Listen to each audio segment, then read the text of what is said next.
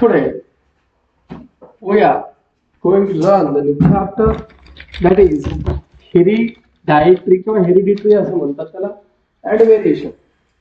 लक्ष द्या बेटा, ज्यावेळेस तुम्हाला बायका होतील या नवरे होतील, तुम्हाला नवरे होणार हा, तुम्हाला बायका होतात का नवरे करून घ्यायचे तर बसलाय नवरे का बायको पाहिजे तुला? काही बी नाही का, दोघांच्या मतलब पाहिजे. लोक काय म्हणतील तुला? सो कसला हो हॅलो हॅलो हा पहा, लक्ष द्या इकडे. ओके पहा बेटा, या ठिकाणी काय म्हटलं मी, पर्सनल कॅरेक्टरिस्टिक्स. हेरिडायटरी म्हणजे अनुवांशिक, व्हेरिएशन म्हणजे बदल. कधी कधी आपण म्हणत असतो की मुलगी आईसारखी दिसते, बापासारखी दिसते, नातू आज्यासारखा आहे, काना आज्यासारखे आहे, असं आपण अनेक वेळेस ऐकत असतो, बोलत असतो, म्हणत असतो. आणि चेहरा हा आपल्या आईवडिलांसारखा दिसतो, शेजारच्या सारखा दिसत नाही. पहिल्यांदा माहित असत, जर शेजारच्या सारखा दिसला तर काहीतरी वेगळं आहे असं आपण गृहीत धरू त्या ठिकाणी, तो वाद वेगळा जातो. पण मोस्टली जे कॅरेक्टरिस्टिक जे असतात ते दिसत असताना कशासारखे असतात? आपल्या आई वडिलांसारखे, आपल्या अनुवांशिक कोणी घराण्यातील असेल तर त्याच्यासारखे आपल्या अंगामध्ये गुणधर्म आपल्याला पाहायला मिळत असतात. हो का नाही? हो का नाही? हो बरोबर आहे. कान तर राहत्या, डोळं तर राहत्यात, पाय तर राहत्यात, चलन तर राहते, पळलं तर राहते, काही वेगळं तर राहते. हे का होतात? एका पिढीतून पुढच्या पिढीमध्ये काय ट्रान्सफर काय होता? ट्रान्सफर. शिकला की आपण. कलर ऑफ स्किन, एकतर बाबा, आजा, आजी, बाप, माय, शेप ऑफ फेस, कोणाचं तरी एकाचं, हाईट कोणाच्या तरी एकाची, colour of eyes, orientation of thumb, अंगठा कुण लेफ्ट असतो, कुण राईट असतो, कुणा पद्धतीने असतात. लक्षात घ्या, पृथ्वीवर एकासारखा दुसरा माणूस दिसायला नसतो. एकाची फिंगरप्रिंट दुसऱ्याला मॅचअप होत, थोडा बहुत दिसला म्हणजे सब दिसलं तो नाही. That is not exact alike नसतं. जरी डिफरन्स असलं तरी त्याच्यात काही ना काही थोडा बदल असतो. पहा बेटा, the branch of biology which studies the transfer of characteristics of organism from one generation to another generation. काय म्हणलं पहा बेटा, बायोलॉजीची अशी ब्रँच की ज्याच्यामध्ये अभ्यास केला जातो कशाचा? Transfer of characteristic of organism. काय बेटा? Transfer of characteristics of organism. जे काही ऑर्गॅनिझमचे कॅरेक्टरिस्टिक्स असतात त्याचं जे काही ट्रान्सफर होतं एक generation to next generation, particular कशाच्या थ्रू बेटा? जीन्सच्या थ्रू. त्याला डॅश असं म्हणतात, जेनेटिक्स म्हणतात. काय म्हणतात बेटा त्याला? जेनेटिक्स म्हणतात. न्यू प्रोजेनी म्हणजे काय? New generation. प्रोजेनी म्हणजे काय? New generation. He is a formed through process of reproduction. नवीन बाळ, नवीन जे काही पुढे असेल ते कशाच्या माध्यमाने तयार होतं? रिप्रोडक्शनच्या माध्यमाने. कशाच्या माध्यमाने? Except for few minor differences the offspring show great similarities with parents. काही जर अपवाद सोडलं तर जास्तीत जास्त सिमिलॅरिटीज असतात ते कोणासारखे दिसतात? पॅरेंट्स सारखे दिसायला लागतात, त्यांच्यासारखे असतात. Organism produced by a sexual reproduction show minor variation. जे काही ऑर्गॅनिझम प्रोड्यूस होतात असेक्सुअल रिप्रोडक्शन, जसे की काही असेक्सुअलच्या माध्यमाने जे प्रोड्यूस होतात त्यांच्यामध्ये एक्स्ट्रीम सिमिलॅरिटीज असतात, मोठ्या प्रमाणामध्ये सारखेपणा दिसून येतो. पण जे काही सेक्सुअल रिप्रोडक्शनच्या माध्यमाने निर्माण होतात त्यांच्यामध्ये व्हेरिएशन, आपल्याला बदल मोठ्या प्रमाणामध्ये दिसून येत असतो. हावेवर जे काही प्रोजेनी आहेत या जे ऑफस्प्रिंग्स आहेत हे जे काही सेक्सुअल रिप्रोडक्शन मध्ये प्रोड्यूस होतात ह्याच्यामधला जो व्हेरिएशन आहे, ह्याच्यामधला जो फरक आहे हा असेक्सुअल रिप्रोडक्शन पेक्षा कसा असतो? जास्त असतो. आणि लगेच आपल्याला ओळखू येतात. ह्याच्यामध्ये पहा बेटा, facial features, the nose and the लिपची पोझिशन पहा, attachment of the ear box, कान पहा, इतर काही हेअर लाईन्स हे कशा असतात? प्रत्येकामध्ये वेगवेगळ्या प्रकारचे आपल्याला दिसायला लागत असतात. हेरिडिटी म्हणजे काय? What is the heredity? Transfer of characteristics of parents. कुणाचे कॅरेक्टरिस्टिक्स? पॅरेंट्सचे कॅरेक्टरिस्टिक. कुठे पाठवणे? To the next generation. To the next generation, to the offsprings. Next generation म्हणजे काय? ऑफस्प्रिंग्सला पाठवणे. त्याला आपण डॅश डॅश असं म्हणतो. सांग हेरिडिटी काय म्हणतो बेटा? पण एकदा ट्रान्सफर ऑफ कॅरेक्टरिस्टिक्स बोलत चला. Transfer of characteristics from parents to the offspring त्याला डॅश म्हणतात हेरिडिटी. हेरिडिटीमुळे जे प्रोटीन्स असतात, कुत्र्याचे पिल्ले असतात ते डॉग सारखे असतात. स्क्यूब्स हे म्हणजे स्क्यूब्स म्हणजे काय, कबुतराचे पिल्ले हे पिजन सारखे असतात. इन्फंट जे असतात लहान बाळ हे माणसासारखे असतात. का कुत्रा जन्म देतात माणसाला, का आले बाहेर घोडा आले बाहेर नाही ना. समजा उदाहरणामध्ये आमचं बिरादरने कधी लग्न करून घेतलं कुत्रीसोबत, असं गृहीत करा. समजा काही झालं नाही, काय कुत्री बहिणी ते का? आता समजा भोसलेनं म्हैस करून घेतलं, का म्हैस देते का? नो. ते कसं का ते शकतो पुढे. Infants are similar to the humans. Inherited traits जे असतात या एक्सप्रेशन ऑफ ट्रेट्स आपल्याला पाहायचं आहे. Though there are many similarities between parents and their offsprings, there are some differences too. आपण पाहतो की अनेक प्रकारच्या सारखेपणा आणि काही ऑफस्प्रिंग्स मध्ये आपल्याला डिफरन्सेस दिसून येतात. Similarity and differences are the effect of heredity. आणि या हेरिडिटीमुळे त्यांच्यामध्ये आपल्याला काय दिसून येते, सिमिलॅरिटी आणि डिफरन्सेस दिसून येतात. Let us study the mechanism of हेरिडिटीचा आपण अभ्यास करूया. Information necessary for protein synthesis in the cell is stored in the DNA. आपली बॉडी कशाने बनलेली आहे, डीएनए मध्ये काय असतात, इन्फॉर्मेशन. कशाची, प्रोटीन सिंथेसिस म्हणजे प्रोटीन निर्माण करण्याची इन्फॉर्मेशन कशामध्ये असते, डीएनए मध्ये असते. डीएनए कशामध्ये असतात, सेलच्या आत असतात. आणि कुठे पाठवले जातात, पुढच्या पिढीला पाठवले जातात.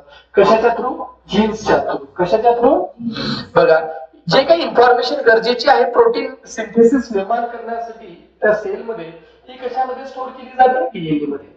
द सेगमेंट ऑफ डीएनए, काय जे डीएनए मध्ये अशा रेषा असतात आडव्या, याला काय म्हणायचं, segment of DNA which contains all the information for synthesis of particular protein.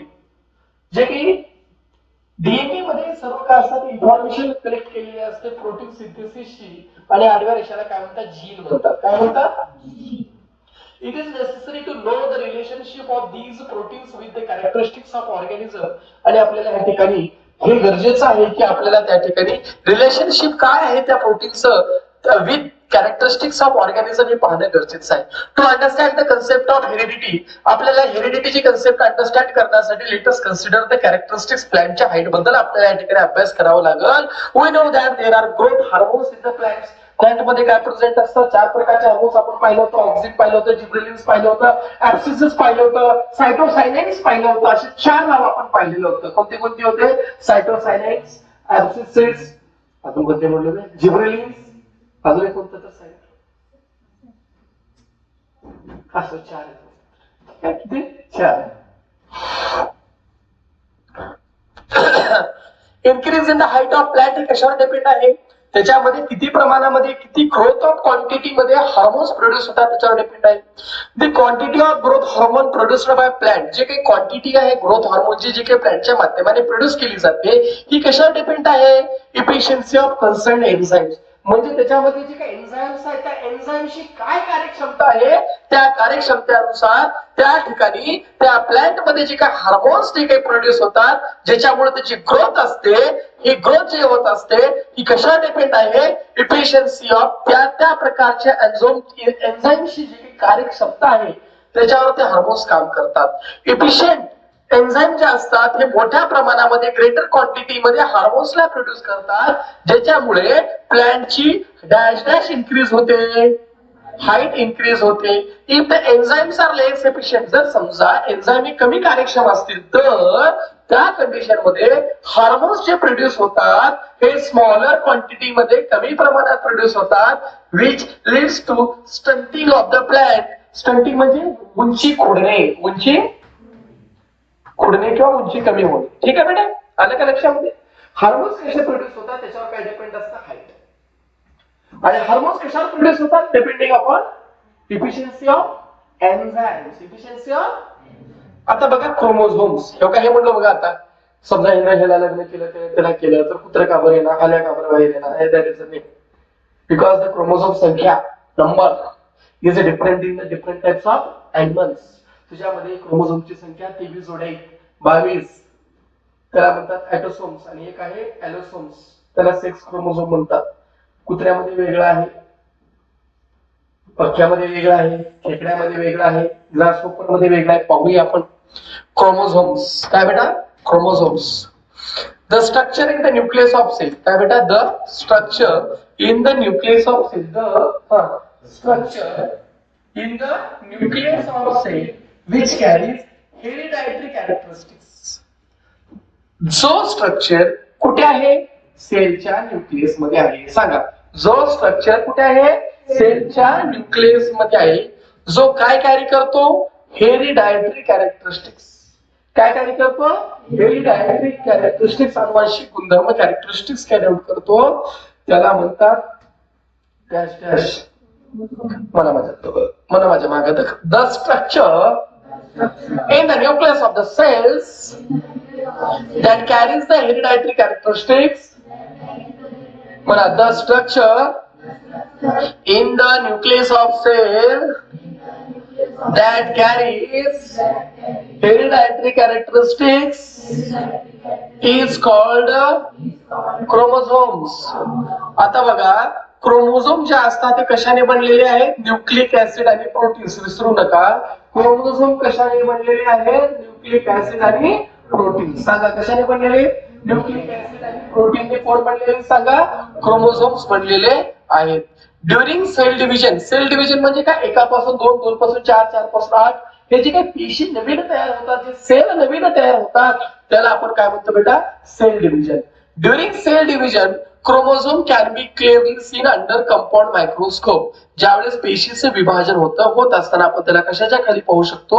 Compound microscope. हे 10वीच्या चॅप्टर मध्ये आपल्याला हेरिडिटी आणि इव्होल्युशन मध्ये शिकायचं आहे.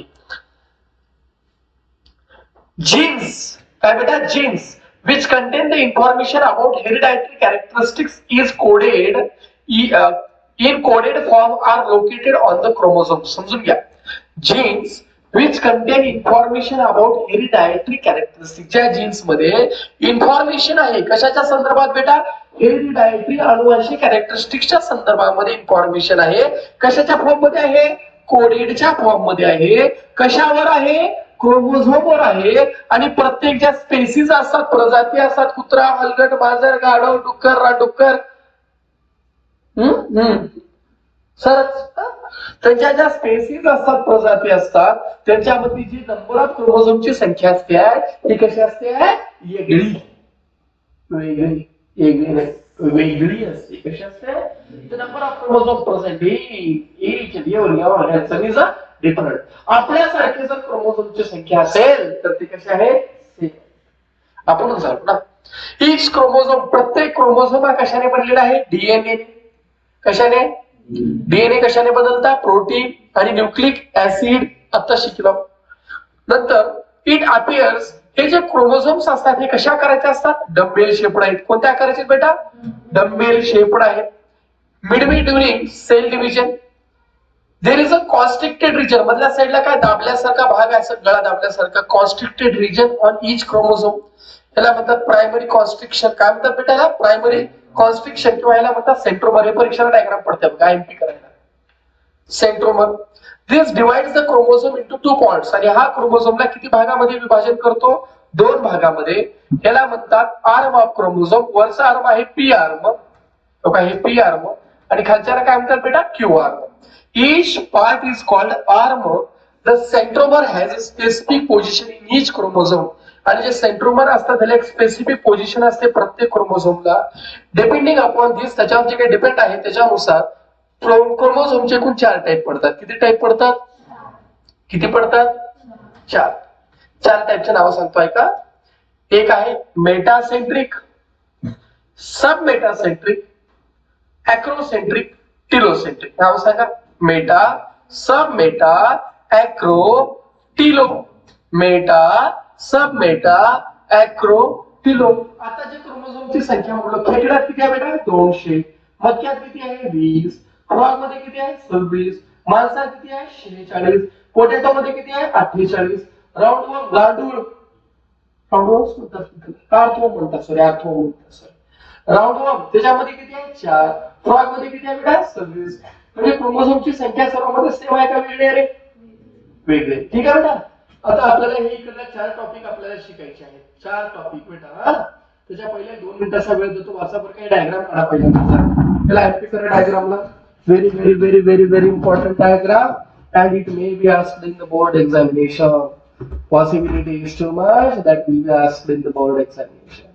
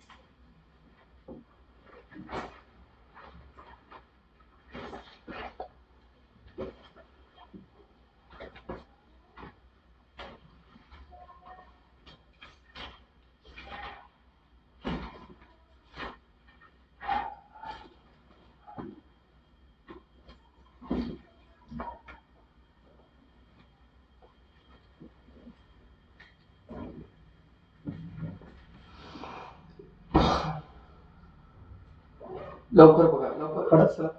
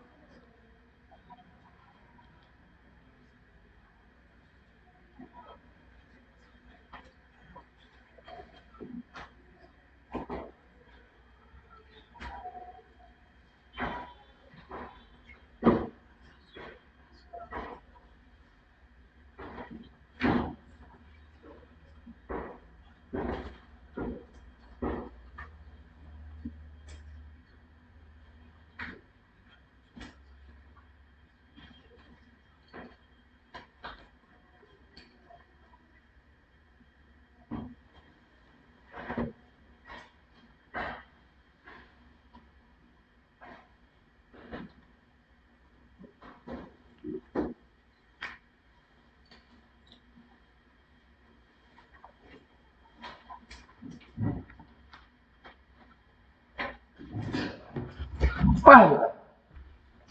आता आपण म्हणलं कॉन्स्ट्रिक्शन म्हणतात, हे पी आर्मा आहे ना सेंट्रोमर, किंवा कॉन्स्ट्रिक्शन म्हणतात क्यू आर्मा आहे, डीएनए आहे आणि सब क्रोमोझोम्स आहे. त्याचे 4 टाईप पडले. ठीक आहे. कधी कशानुसार, ज्यावेळेस सेल डिव्हिजन होते त्याच्यानुसार त्याचे 4 टाईप पडतात. खूप सोपे आहेत, खूप मजेदार आहेत, लक्ष द्या. पहिला कोणता म्हटला, मेटा. दुसरा काय म्हटला, सबमेटा. तिसरा काय म्हटला, अॅक्रो. आणि चौथा काय म्हटला, टिलो. सांगा लवकर. Meta, submeta, acro, telo. Metacentric. The centromer is exactly at the midpoint in the chromosome. Centromere कुठे असतात बेटा, मिड पॉइंट ऑफ क्रोमोझोमच्या सेंटरला असतात. म्हणजे यांचा आकार कसा असतो बेटा, व्ही शेपडाचा आकार असतो. कसा असतो सांगा, कसा आकार आहे. तर सेंट्रोमर जो आहे तो कुठे आहे बेटा, एक्झॅक्टली मिड पॉइंट त्या क्रोमोझोमच्या आत आहे. म्हणून क्रोमोझोम हे कशासारखे दिसतात, इंग्लिश लेटर व्ही सारखे. आणि ह्याचे जे आर्म्स असतात हे इक्वल लेंथचे असतात. कसे असतात बेटा, बोलत चला, कशा असतात. सब मेटासेंट्रिक हे एल शेपचे असतात. कसे असतात बेटा, कशा प्रकारचे, एल शेप. कोणत्या शेपचे, एक आर्म मोठा असतो तर एक आर्म कसा आहे, छोटा. सेंट्रोमर इज समवेअर, कुठेतरी मिड पॉइंटच्या जवळ आहे. पण मिड पॉइंटला आहे का, नाही.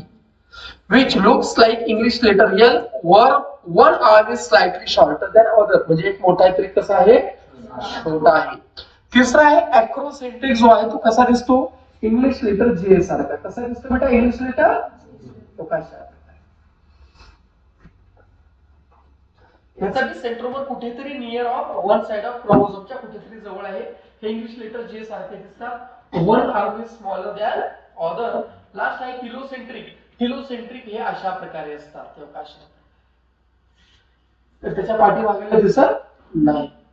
The centromer is right म्हणजे 90 डिग्री. राईट म्हणजे काय, 90 म्हणजे एकावर जे असतात. Right at the end of this chromosome, making chromosome looks like English letter I सारखे दिसतात. हे क्रोमोझोम मध्ये फक्त एक आर्म आहे. किती आर्म आहे बेटा, this chromosome consists of how many arms, one arm. Generally in somatic cell chromosome are in pair. जे काही somatic cell आपल्या बॉडी मध्ये 22 somatic cell आहेत, हे नेहमी सोमॅटिक सेल कशामध्ये असतात, पेअर्स मध्ये. कशामध्ये असतात, पेअर जोडीमध्ये. If the pair consist of similar chromosome by shape and organisation. जर समजा जे काही सोमॅटिक सेल्स म्हणलं क्रोमोझोम्स, जे काही पेअर आहेत क्रोमोझोमच्या, त्याच्यामध्ये जर सिमिलर शेप असेल क्रोमोझोमचा, सिमिलर ऑर्गनायझेशन जर असेल, तर त्याला डॅश डॅश असं म्हणतात, होमोलॉगस क्रोमोझोम. काय म्हणतात बेटा त्याला, सांगा काय म्हणतात त्याला. जर समजा ते सिमिलर नाही, जर समजा ते काय नाही, सिमिलर नाही, तर त्याला म्हणतात डॅश डॅश हेटेरोलॉगस क्रोमोझोम. काय म्हणतात त्याला, सिमिलर जर ऑर्गनायझेशन नसेल, सिमिलर स्ट्रक्चर नसेल, तर त्याला काय म्हणायचं, हेटेरोलॉगस. सिमिलर ऑर्गनायझेशन आहे, सिमिलर शेप आहे, तर त्याला काय म्हणायचं, homologous chromosome.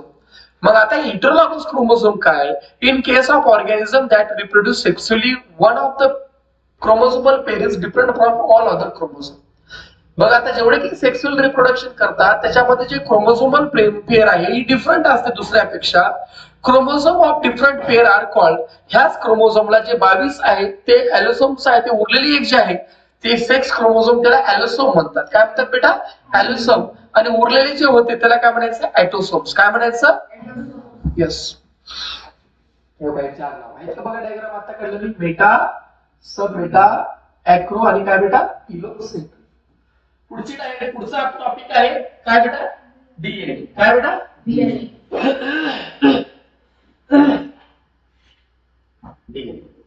डीऑक्सीरायबोन्यूक्लिक acid. What is the long form of DNA बेटा, डीऑक्सीरायबोन्यूक्लिक ऍसिड. क्रोमोझोम हे कशाने बनलेले होते, डीएनए आणि प्रोटीनने बनलेले होते, किंवा डीएनए कशाने बनलेले, प्रोटीन आणि न्यूक्लिक ऍसिडने बनलेले आहेत.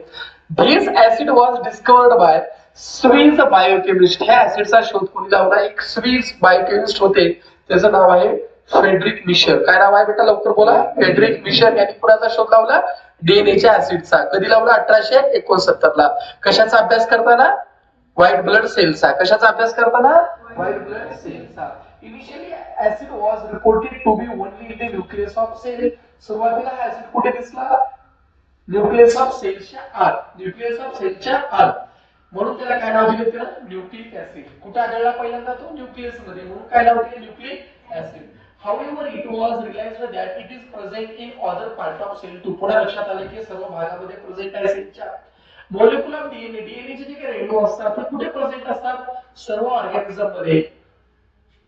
R present in all organism from virus and bacteria to human beings. म्हणजे जेवढे काही व्हायरस आहेत, बॅक्टेरिया ते ह्युमन बीइंग्स आहेत त्याच्यामध्ये याचे मॉलिक्युल प्रेझेंट असतात डीएनए चे.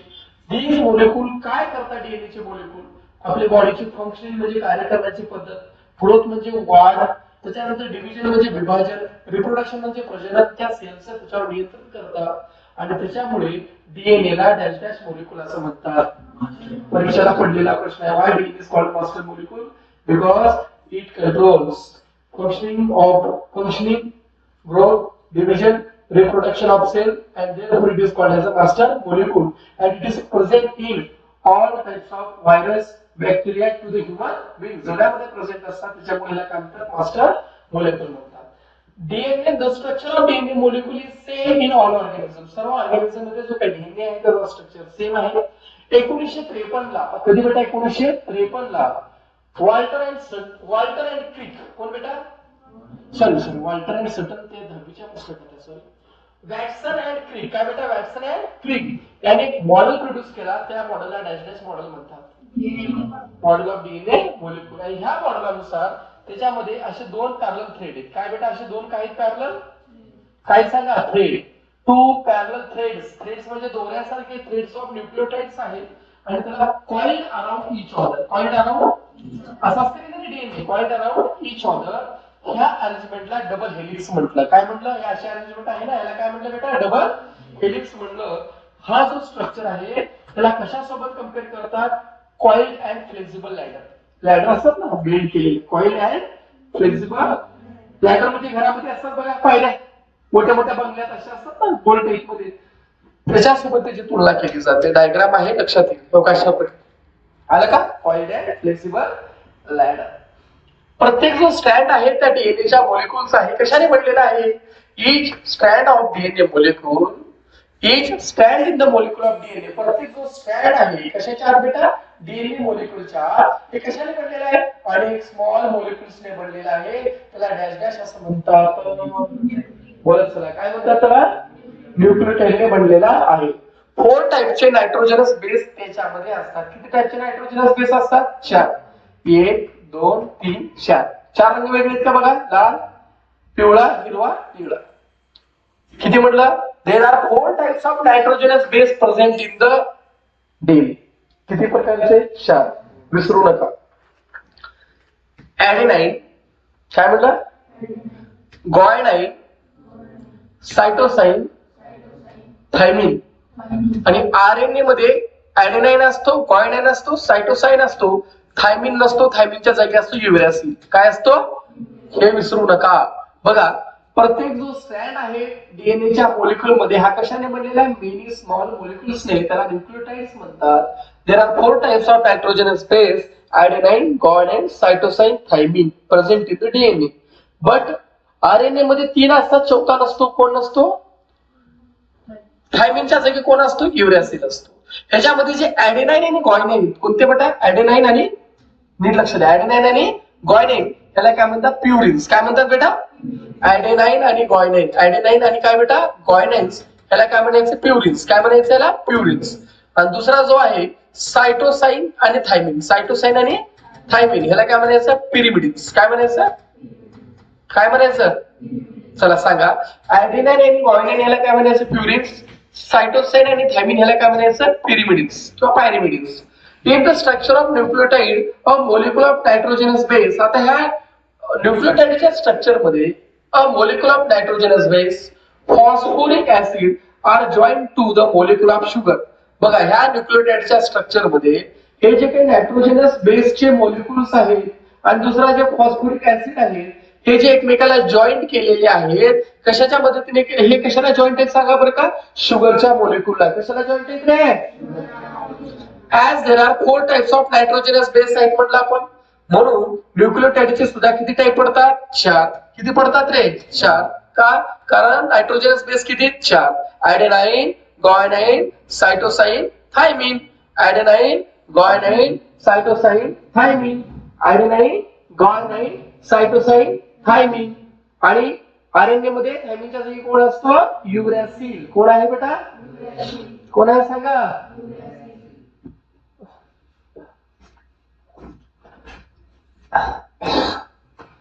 Nucleotides are arranged like, nucleotides जे असतात हे कशासारखे अरेंज असतात? Chain. Nucleotides are arranged like a chain in a DNA molecule. The two threads of DNA molecule are comparable to the two rails of ladder.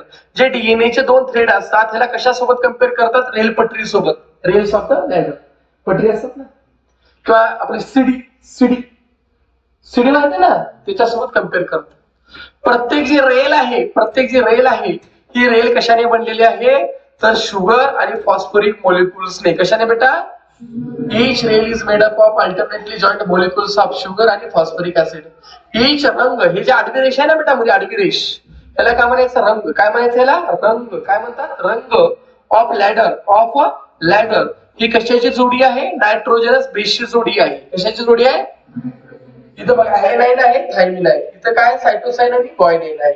इथं काय? सायटोसाइन आणि ग्वायनाइन. जोडी कशाची आहे? सायटोसाइन आणि ग्वायनाइनची जोडी आहे. कशाला जॉईन केलेले? हायड्रोजन बॉन्डला. ऍडेनाइन हा नेहमी कोणासोबत जोडी करतो? थायमिन. ऍडेनाइन हा कोणासोबत जोडी करतो? आणि सायटोसाइन कोणासोबत जोडी करतो? ग्वायनाइन. ऍडेनाइन कोणासोबत? थायमिन सोबत. सायटोसाइन कोणासोबत बेटा? ग्वायनाइन सोबत त्या ठिकाणी जोडी करत असतो. आता पुढे पहा बेटा, जीन. काय बेटा? Gene. Each chromosome is made up of single DNA molecule. प्रत्येक जो क्रोमोझोम आहे हा कशाने बनलेला आहे? एक सिंगल डीएनए मोलिक्यूल पासून बनलेला आहे. हे जे काही सेगमेंट्स आहेत डीएनए चे त्याला जीन्स म्हणतात. त्याला काय म्हणतात बेटा? जीन्स म्हणतात.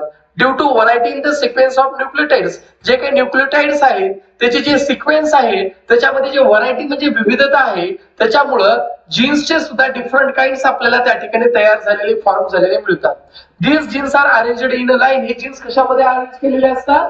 लाईन्स मध्ये केलेले असतात. जीन्स कंट्रोल काय करतात? जीन्स हे कंट्रोल करतात कशाला? स्ट्रक्चरला. कशाला?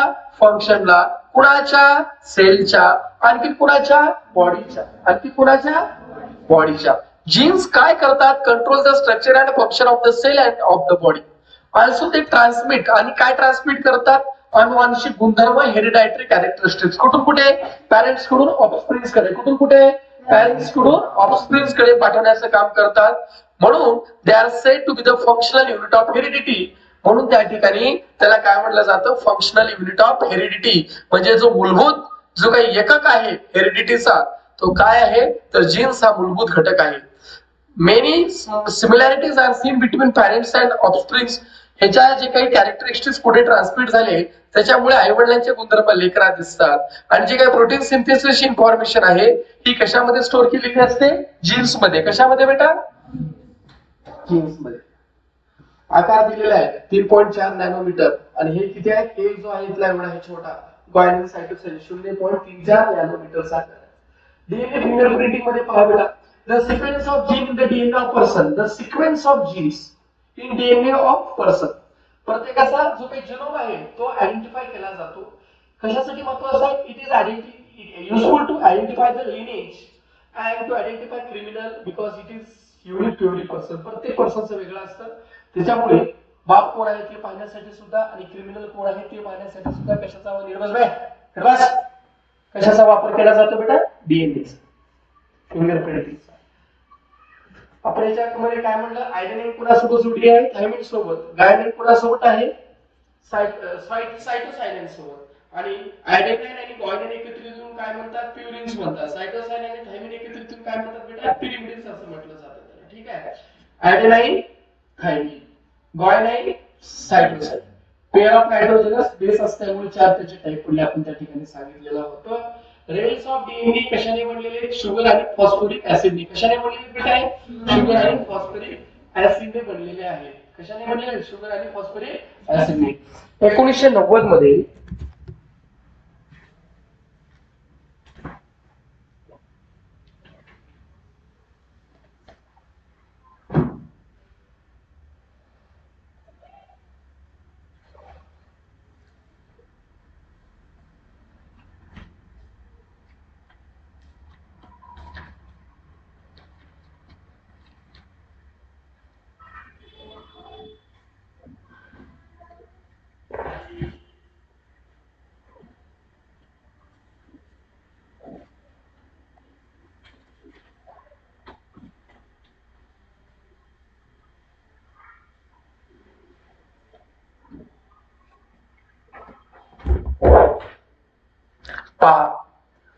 सीड्स ऑफ टेक्नॉलॉजी 1990 ला human genome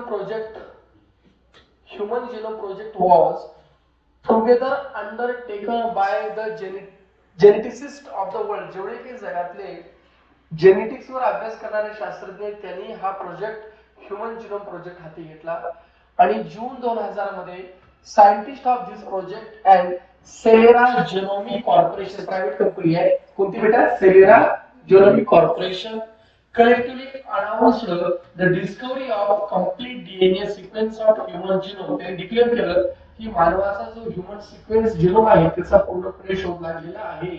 depending upon the finding of this project अनुसार सायंटिस्टने कन्फर्म केलं की नंबर ऑफ जीन्स जे काही ह्युमन जिनोम मध्ये प्रेझेंट असतात ते किती असतात बेटा? 20,000 ते 30,000 जिनोम प्रेझेंट असतात. किती असतात? 20,000 ते 30,000. Later scientists discovered the genomic sequence of many microorganisms. मग तो अनेक मायक्रोऑर्गॅनिझम जेनेटिक सिक्वेन्स त्यांचं घेतलं आणि त्या रिसर्च मुळे disease causing genes can be identified. म्हणजे जे आपल्याला रोग होत आहेत ते कशामुळे होत आहेत ते आपल्याला कळतं. इफ डिसीज कॉझिंग जीन्स जर आपल्याला आयडेंटिफाय करण्यात आलं तर genetic diseases can be diagnosed. म्हणजे जे काही जेनेटिक डिसीज होत आहेत, अनुवांशिक होत आहेत, त्याला किंवा जीन्स मुळे होते त्याला डायग्नोसिस म्हणजे त्याच्यावर ट्रीटमेंट करता येते आणि त्याला प्रॉपर ट्रीटमेंट करता येतं. तुमच्या माहिती सर होत्या हे जेनोमिक ट्रीटमेंट तुम्हाला सुद्धा करून घेता येते. समजा तुम्हाला भविष्यामध्ये कोणता रोग होऊ शकतो, काय होऊ शकतो हे तुम्हाला त्या ठिकाणी कळतं. आणि आय थिंक जेनोमिक जे काही टेक्निक आहे त्याची किंमत जवळपास 2 ते 3 लाख रुपये आहे. करता येते तुम्हाला, पैसे कमवा. एकदा वाचा बरं का 5 मिनिट.